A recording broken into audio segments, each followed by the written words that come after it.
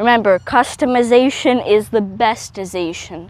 Good day, ladies and gentlemen, and this is the ST520 Decathlon Rockrider Hardtail mountain bike.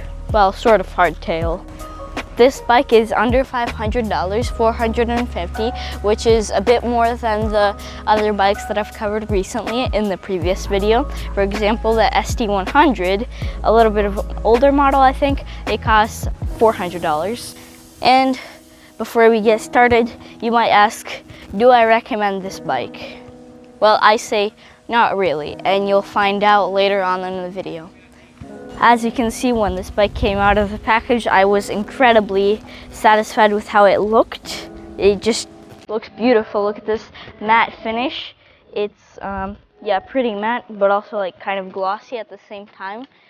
It looks much better than the ST100 that I've covered recently, and it has a big ST520 Sport Trail logo right here, as well as the big Rockrider on both sides. The only way you can buy this bike is in the matte gray with neon green.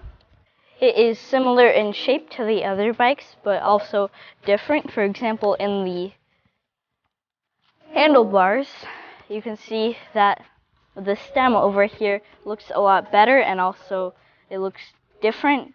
It looks better quality. Like it has these aligning lines over here that help you align it. And the gears on are much different, and I think they are actually easier to use than the turn mechanism that you use your gripping for. These, you just press the button. For example, on this right side, which is the back gear over here, you just simply press this button and it switches. Look how easy it is. Look, if I go all the way down, look how quickly I can accelerate all the way up to 8. And that is so easy to press. And then to go down, you just press this. Well, it's a little harder because it wasn't able to switch yet. And on this side, there's 3 gears. It is also easy, but to accelerate, you press this instead. And on the older bikes that I've covered, they have 21 gears. So 7 on this side and 3 on this side, but this one has 24, so 8 on this side and 3 on this side. So that means it has a slightly bigger top speed than the other bikes. Again, this is a sport bike. And something I found kind of a defect in the 3rd gear on the left side, and these 3, that it sometimes isn't able to switch up to the 3rd gear, and when you press it, it kind of starts making that clinking noise, and it is still on the 2nd gear, and it can't quite get up to the 3rd. And I think it's because this bar right here that moves right now, it moved up to the 3rd. Look here, I'll move it up to the 3rd. It doesn't really quite press it down enough to this side to switch up to the 3rd, so it sometimes isn't able to do it. And what you're supposed to do in that situation is just you press it down a little more and let it get up to the 3rd gear. Or if things get really bad, then I do it manually. But that's not the point of having gears, if you can just do it manually. Now let's get on to the brakes.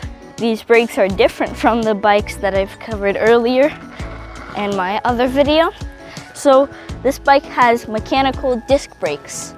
And at first, I thought that these would be worse because it takes more power to press these, since it's in the center of the wheel, than if you were to press on the outer part of the wheel. But they are actually, I think they're better than, I would say they're better than rim brakes. And they're a little more powerful. And also, since it's in the center of the wheel, if you have water or something, the water won't really touch this part, and you won't get any squeaking noises compared to rim brakes, where if water touches this whole disc, it makes a really loud squeaking noise, which is very annoying. And let me just speed up and show you how good the front brakes is. I mostly use the front brakes, and I've never had any trouble with like making it too sudden, and I've never like flipped over. Obviously I use the front brake, that's why the back brake, it of course just does that and shreds down the wheel. So let me just speed up and show you.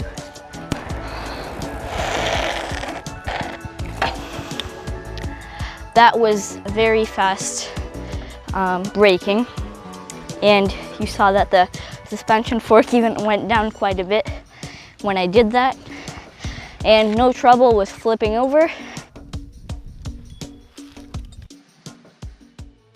Now, a defect with this bike itself, well, this could be fixed. It's not that easy, but you have to take off the wheel. Is that when I spin the wheel, you can hear that the brake is slightly rubbing against this part on the inside, so it's making kind of a, well, it's always rubbing just a little bit. It's not noticeable when you're riding, of course, but it's still rubbing, and it makes it a little bit hot even when you're not braking and using it. With the back brake, everything is just fine with it, and I haven't had any problems with the back mechanical brake. Apart from the ST100, the brake handles and things around here are made of metal. They don't have a plastic or like soft rubber coat on them, but it just makes it look more high quality. The grips are like this. It has these flaps, which is different from all the bikes I've covered. They do the job, they are pretty good. And not to mention the handlebar, I think it actually looks longer than the other bikes, and that just gives it a nice detail. Now the seat is the Rock. It's rock solid, like I said. I mean, on all mountain bikes, I think that's the way, but it's not gonna stop me from complaining. Look at this, it's a hammer. Like a plank of wood. Did you hear that sound? That does not sound like foam. And I just scratched the seat. That's great. Now the front wheel is quick release, so I can right now just take off the wheel, but I won't do that because the brake will get messed up again. So it's easy to take off the front wheel. For the back wheel, it isn't.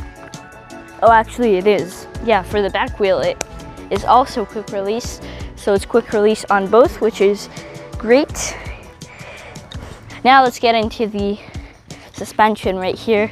It is pretty much the same as the other bikes, except a big detail. It is adjustable, my mans. Look at that. Now this is a bit of a sketchy adjusting, but it is still adjusting. Now the minimum you can get, it's measured in kilograms, is 55 kilograms. I weigh about 50 or 40 or something like that, but that's the minimum, so that's what I have it set to that. And 55 kilogram weight on this was the default, that's how it was. But you can go up to 65 and I think 75 and maybe even higher, which is great because you have a little wiggle room to adjust things, and adjusting things is great. Remember, customization is the bestization. I just made that up right on the spot and it worked perfectly, like butter. Just amazing. Quotes from Mark, 2022. And the front fork does a great job of absorbing bumps and things like that, but of course it's not like a full suspension like $20,000 mountain bike. It won't completely make bumps and things disappear. And the max travel, as you can see, is 80 millimeters, but it will never travel 80 millimeters because that means they're talking about this part moving all the way up to here, and it won't do that. The most I've gotten is right about here, just over halfway, which is when I was riding on some sketchy mountains.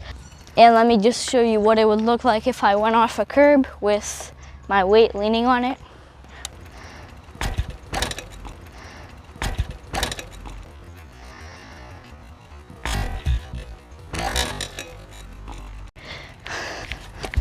So that was a lot bouncier and a lot softer than if I had no suspension.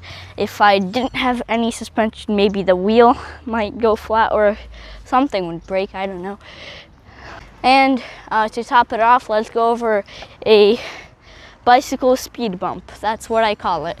This is a bicycle speed bump. It's really just a parking curb, but here it is. Let me show you what that would look like. It is a bit softer, but it doesn't absorb it all the way.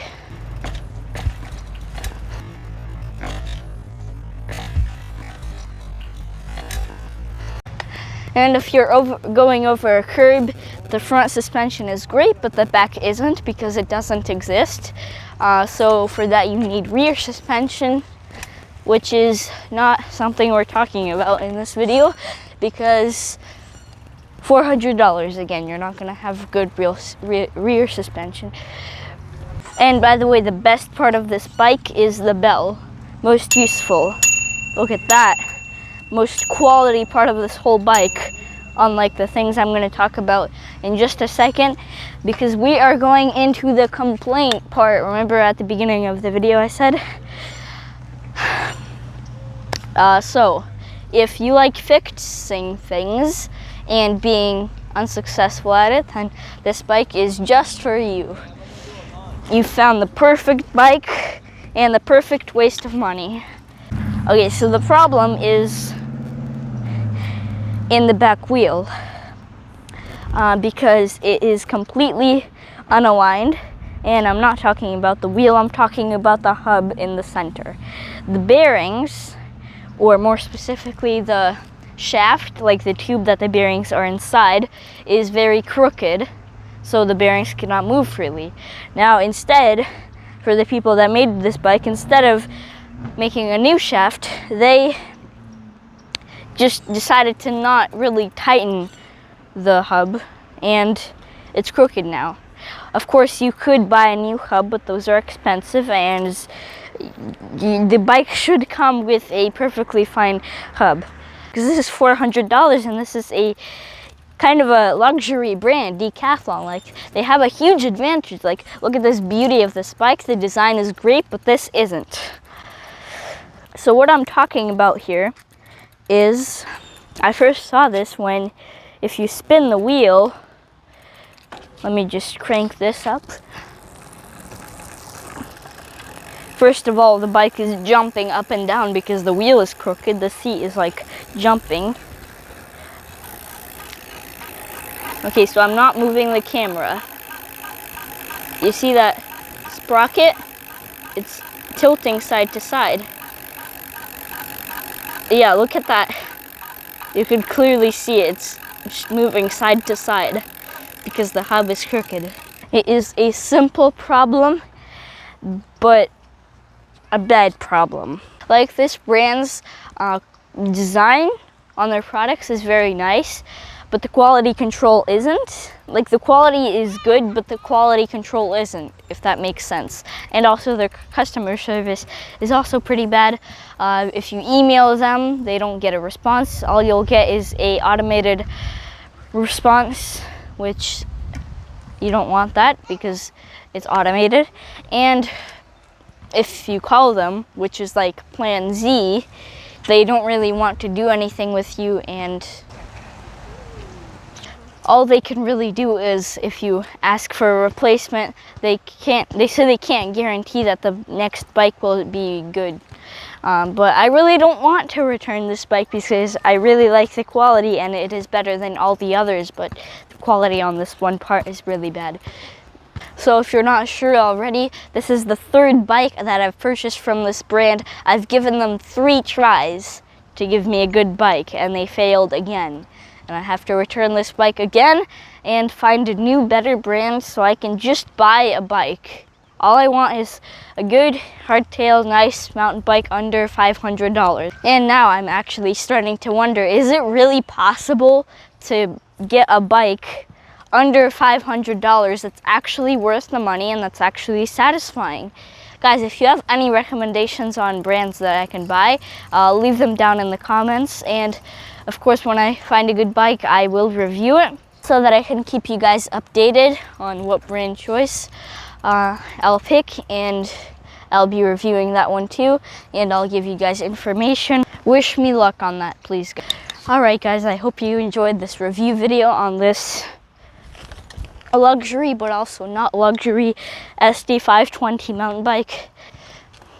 I've seen other YouTubers make reviews on this bike and other bikes, and just reviews in general. They're all very positive. Like these YouTubers get sent some of these products for free, and of course they'd be really positive. But I'm actually making an honest review here on this bike, so you don't have to see for yourselves. Hope you guys enjoyed. I hope you enjoy this topic. I sure do, because it makes you guys click on my videos. And if you haven't watched the ST50 and ST100 bikes review, that was one of my previous videos, go watch it because those bikes are pretty good for the money. Hope you all enjoyed. Thanks for watching. Cool outro that I'm gonna do here, but it's also not gonna be cool because I don't like cool outros. There you go. It's just gonna be me riding around. Wow, fun. I'm not that new anymore.